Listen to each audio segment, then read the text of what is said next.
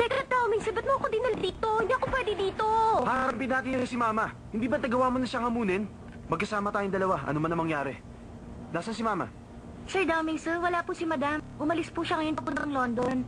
Marami daw po siyang business meeting, kaya matatagalan po bago siya makabalik. Mabuti naman. Pwede ka na dito. Teka muna sandali, hindi ka ba nabibigla?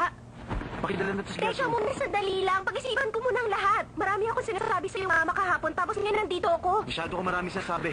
Dali mo na nga yan. Sige na. Tumigil ka na dyan. Ano Sige ba? na. Mahimik kayo. Mahiya naman kayo sa inyong ginagawa. Tila yata ang bahay na ito ay nawawalan ng disiplina.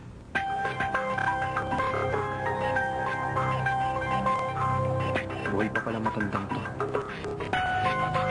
Auntie Jane. Sino siya? Auntie Jade, bakit kayo bumalik? Kung ano man ang dahilan, kaibigan ko siya. Dito na siya titira. Kung gano'n, ikaw pala si Shanchay. Siya nga pala yung master. Nagpunta ang iyong mama sa London. Bago siya umalis, pinakiusapan niya akong bumalik dito at ayusin ang lahat. Ang sabi ni Madam sa akin, habang wala siya dito, kailangan merong isang mag-aasikasong tao. Kaya naman kailangan kong bumalik. Ang babaeng to, matanda na, pero may otoridad kung magsalita. Para siyang may kapangyarihan. Kung ipipilit niyang master ang pananatili ni Shanchay dito sa bahay, susundin ko ang kanyang kagustuhan. Miss Shanchay, magsisilbi kang katulong sa pamilya Downing. Katulong? Si Sanchay, gagawin mo katulong? Auntie Jade, resulta ba na pagiging ulyanin? Yang master, sa pagkakatanda ko, kahit minsan hindi ako kinausap ng iyong papa ng ganyan.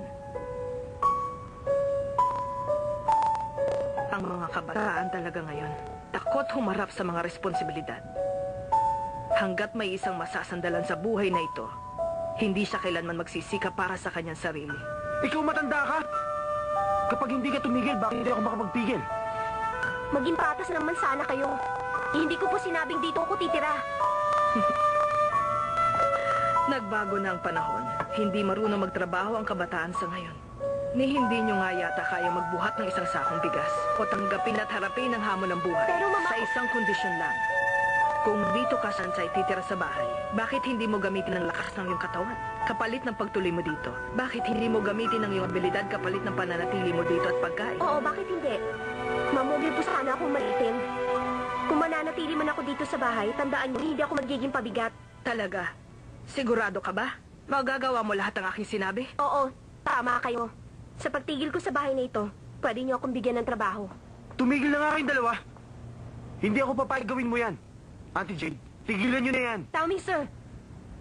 Sa tingin ko tama ang mga sinabi niya. Alam mong wala akong pera at matutuluyan sa ngayon. Isa pa, meron rin akong gustong patunayan. Alam ko namang babalik ang iyong mama anumang oras. Ano na lang ang sasabihin ko sa kanya? Alangan naman sabihin kong pinalis ako sa inuupahan ko at pumunta ako dito at nakiusap sa'yo. Dapat may dahilan ako. Kung sasabihin ko nagsidla akong katulong, kahit parang taas na upa rin ako. Ano bang pumasok sa utak mo? Gusto mo bang ikakabot ng taga-silbi? Pero kasi... Wala nang pero-pero. Hindi niyo ako makukumbinse. Oh, sige. Mag-iisip ako ng ibang paraan. Gusto mo ba talaga magsilbi dito? O sige, bahala ka na nga.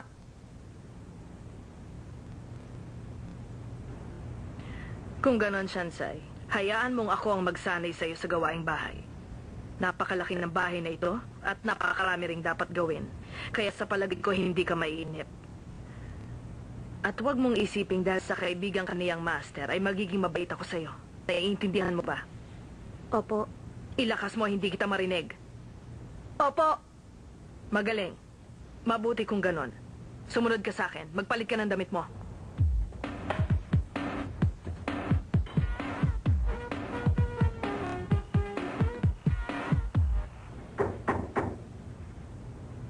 Pasok. Matagal ding hindi kita nakita, young master. Binata ka na. Auntie Jade, ano ba pinaplano nyo? Alam nyo, si Sanchay ay aking bisita. Tapos ginawa niya siya katulong dito. Binata ka na nga yang master. Hindi ka na ngayon nakikinig kay Auntie Jade. Natatandaan mo ba nung grade 3 ka pa lang? Si yang master umiihi pa rin sa kama. Pero ngayong malaki ka na, kinakausap mo na ako ng pabalang. Auntie Jade, di ba kaya kayo nagretiro dahil nakita ang likod nyo? Ba't bumalik ka? Isa pa matanda na rin kayo. Hindi kayo dapat nagtatrabaho. Ano? Lagi kong sinasabi, hanggat kailangan ng revisyon ko ng pamilya Taoming, si Auntie Jade mo hindi magre-retire. Ang iyong mama ang nakiusap sa akin bumalik. Dahil sa'yo kaya niya ako pinabalik. At sa babaeng yan. Si Mama? Bumalik ka lang dito para tulungan siya? Ano bang yung sinasabi? Niisip mo bang isa akong manikan di susing kinokontrol ng mama mo? Na wala akong kakayahang magdesisyon para sa akin sarili? Kahit na ang nagpabalik sa akin ay yung mama, tandaan mo, pagdating sa pamamahala ng bahay, walang ibang masusunod dito kundi desisyon ko. Pag meron kang ginawang pagkakamali, tandaan mo, hindi ko palalampasin yon. Ulyanin ka na nga. Hindi mo na alam ang mali sa tama. Maaari ngang ulyanin na ako.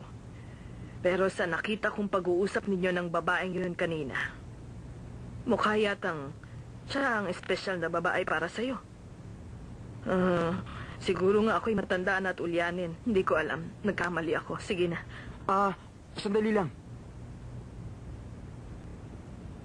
Ano yon yang master? Ano bang binabalak nyo?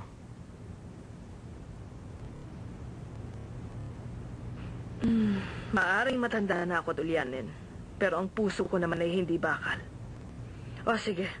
Naisip ko lang na pwede ko siyang gawing personal maid ni yang master.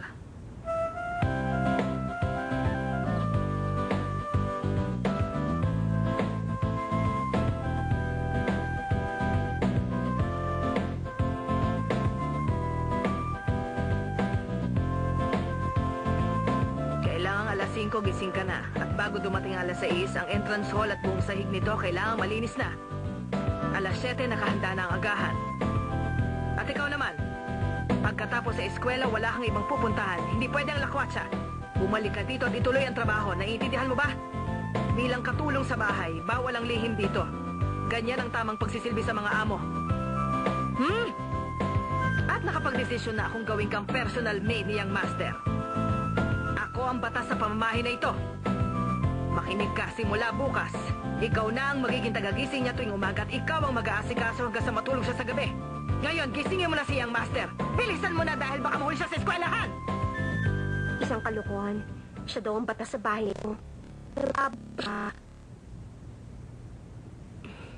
Hindi ako makapaniwala. Naging personal maid ako ni Taoming, sir. At kailangan ko siyang gisingin palagi. Ang trabaho ay trabaho. Parang pangkaraniwang araw lang.